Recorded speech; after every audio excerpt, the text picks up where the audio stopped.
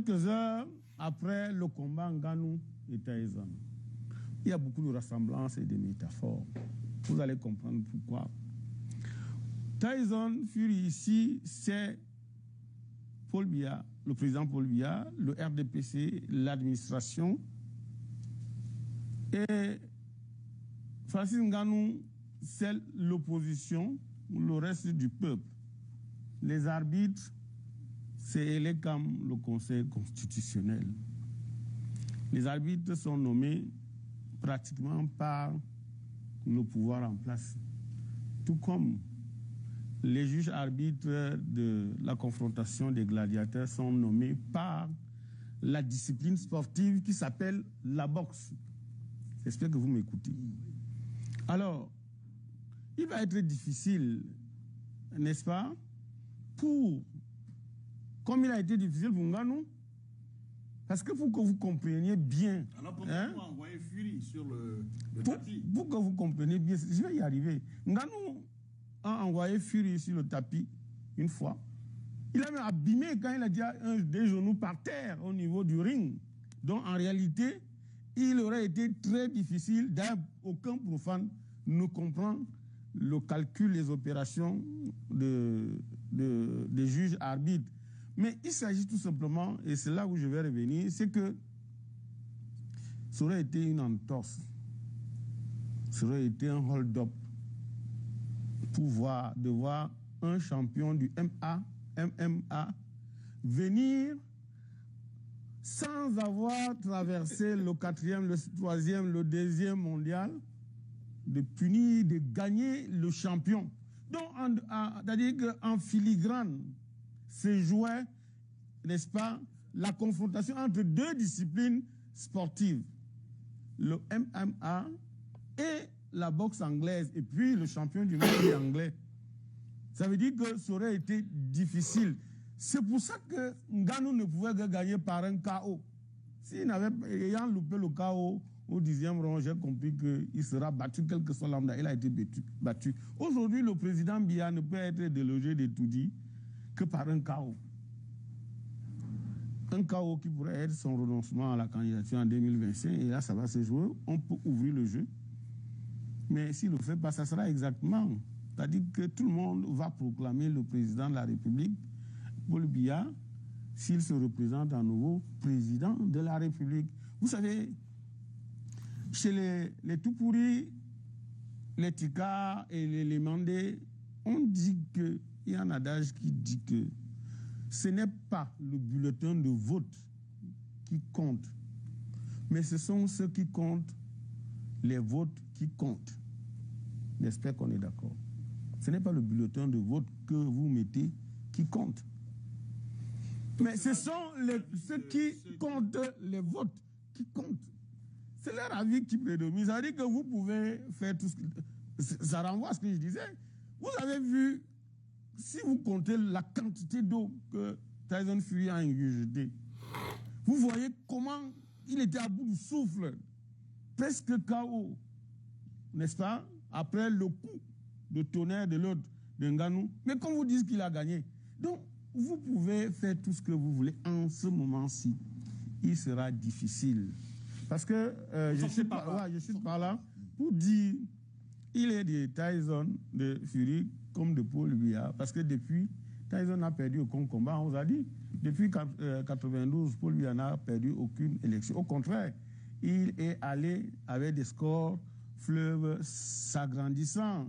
92, c'était bon, il y a eu l'épisode de victoire volée, mais 97, 2004, 2011, 2018, vous avez vu les étincelants scores réalisés par le président Biya. 2025 risque d'être pareil. Pourquoi je suis par là, Bouba? Parce que je ne suis pas très sûr que l'amateurisme actuel dont fait montre l'opposition peut élaborer, on peut à ce niveau élaborer des stratégies pour facilement détrôner, déloger le président Paul Biya. Il ne faut même pas compter avec le SDF.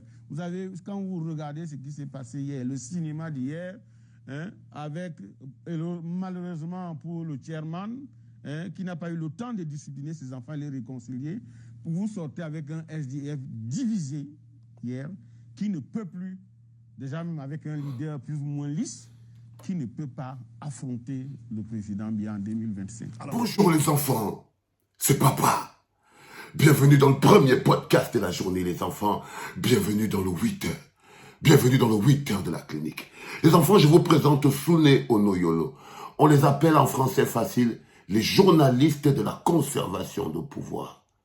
Leur travail au Cameroun pendant toutes ces années, c'était le travail de le maintien du statu quo. Je vous présente, je vous rappelle, je vous dis encore. Là, vous avez un journaliste de la conservation de pouvoir assis sur une chaîne de la conservation de pouvoir dans une émission de conservation de pouvoir. Tout ce que vous voyez là, c'est une grosse séance d'abrutissement. Vous voyez ce que je veux dire? C'est une grosse séance d'abrutissement. C'est-à-dire que c'est un mécanisme, une séance de zombification qui est organisée pour faire comprendre aux Camerounais qu'ils sont faibles, qu'ils n'ont aucune force, qu'ils ne peuvent rien faire, que Pomba c'est l'alpha et l'oméga et que celui qui n'est pas content part chez Foucault. Partagez ça. Dans un système de conservation de pouvoir, les enfants, un seul objectif pour toutes les institutions qui sont dans ce système, c'est maintenir un homme au pouvoir. Cette émission organisée par Canal 2 a pour but de vous insulter, a pour but de vous abrutir, a pour but de vous faire comprendre que, quoi qu'il arrive, si Pomba est toujours là, il va toujours gagner. Ça veut dire qu'on vous dit que vous ne pouvez rien. C'est une insulte à votre force, c'est une insulte à votre énergie. Ils vous font comprendre que 30 millions de Camerounais ne peuvent pas stopper un bonhomme de 90 ans, 100 ans et tout.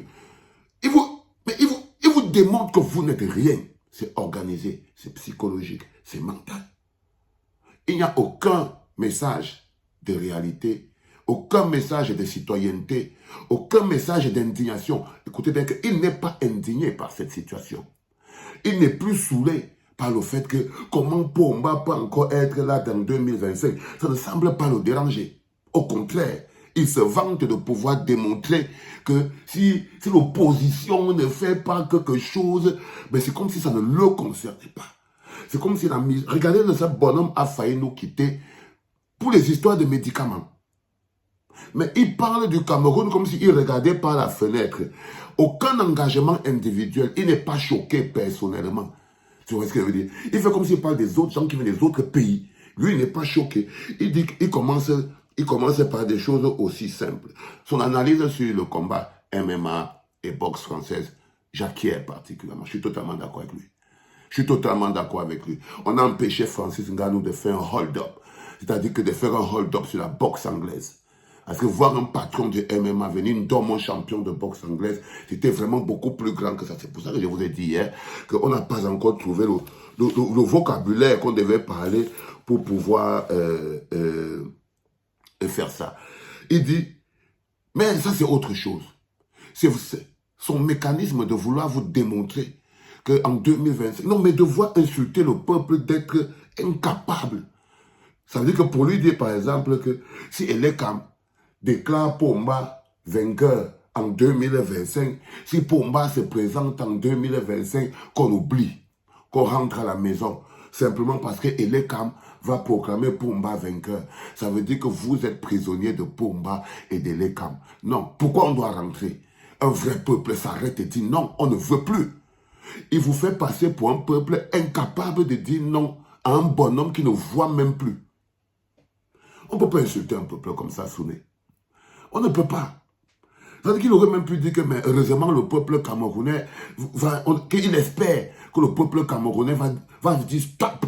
Mais non, il n'y a pas cette approche-là dans son approche. Ce sont les zombificateurs de masse. Les sourds comme ça, là. C'est les zombificateurs de masse. La télé que vous voyez, elle est dangereuse. Elle est dangereuse. Elle vous bouffe l'avenir. C'est les télévisions qui plombent l'avenir. Regardez une émission comme celle-ci. Elle a pour but de plomber l'avenir. Elle a pour but d'étouffer l'avenir. Elle a pour but de vous étouffer dans la tête. De vous étouffer dans la tête, de vous empêcher même de voir que vous êtes capable de faire quelque chose de vos vies. Quand vous écoutez ça, Si vous écoutez ça seulement, ça, chacun pose son sac à terre et part. Et regardez l'arrogance avec laquelle il dit les choses en disant « Oh, les tout pourris ou les ticards disent souvent que ce n'est pas le bulletin de vote qui compte, mais c'est celui qui compte les votes qui compte. » Je suis d'accord, mais c'est ce qu'on va arrêter. Parce que ce n'est pas vrai. C'est le bulletin de vote qui compte. On ne vit pas chez les ticards ou chez les tout pourris. On est au Cameroun. Justement parce qu'on ne peut plus vivre dans un monde que ce n'est pas le bulletin de vote qui compte, c'est celui qui compte les votes qui compte. Il légitime même la forfaiture. Il trouve ça normal. Donc il parle de ça sans être choqué. Il pourrait dire que on n'est pas dans une démocratie. On n'est pas dans un pays normal. Dans un pays normal, c'est le bulletin de vote qui compte. Mais comme on est dans le pays du vol et qu'on ne doit pas continuer, voilà, c'est l'homme qui compte les votes qui devient important et non celui qui vote. Non, le cas vous installe une réalité zombifiante dans la tête. Oh, sous lesquels honte, mon frère. Vous n'êtes pas à la hauteur de ce pays, les gars. Ça, c'est les grands frères que moi, je les voyais quand j'étais petit au Cameroun. Mais ils sont devenus gâteux. C'est devenu des vieux gâteux, mais... Vous savez, quand on t'a macéré le cerveau dans presque rien et tout, les grands frères, c'est... Moi, ça, c'était les potes. En sourire, comment? Moi, j'étais un petit frère. Moi, je marchais avec tous les grands frères que vous voyez là. Ils sont devenus bas de gamme. Et il faut voir l'arrogance avec laquelle ils parlent. Pour démontrer aux Camerounais que les Camerounais ne peuvent rien faire. Et le mépris avec lequel ils parlent de l'opposition, mon frère. Aïe, oh, Seigneur. Le gars dit que l'amateurisme de l'opposition, patati, patata, il ne sait pas. Soulé, tu ne pouvais pas être un opposant au Cameroun. Tu peux porter le manteau de l'opposant au Cameroun, Soulé. Toi, tu peux te lever, porter le manteau de l'opposant. Non, il faut respecter les opposants au Cameroun. Il faut respecter, je ne parle pas des œsophagiens. Je ne parle pas des œsophagiens. Ok? Il faut respecter l'opposition au Cameroun. Il faut respecter l'opposant camerounais. Quelqu'un qui se lève et dit justement que même si c'est Elekam qui proclame, même si Pomba est Dieu, même si les Soulés sont là, même si on est dans un environnement de conservation de pouvoir, je ne veux pas éteindre la voix de la liberté. Je ne veux pas éteindre la voix de la liberté. Je ne veux pas éteindre la voix de la liberté. Tu ne peux pas éteindre la voix de la liberté, Soulé. Vous n'allez pas anesthésier une société. Parce que ce que Soulé vient de faire avec ses amis-là, ils essayent avec Bouba, que des gogoles, ils essayent de paralyser la société. Ils essayent de vous rendre faible. Déjà, ils essayent de vous faire croire que l'élection qui va commencer en 2025, c'est l'élection présidentielle. Et c'est dingue, parce que faire autant d'efforts pour écarter un candidat, tout ce qu'ils font aujourd'hui, ils se battent aujourd'hui avec un seul objectif. Ce n'est pas que Pomba. Non, c'est de savoir comment ils vont faire pour écarter celui-même qui est prêt à affronter Pomba, le vrai opposant Maurice Kamto. Tout ce que vous voyez là, ils savent très bien qu'il suffit de suivre le calendrier électoral. Mais il va s'asseoir pour dire que ça dépend de Pomba. Ça ne dépend pas de Pomba. C'est la Constitution. C'est la Constitution.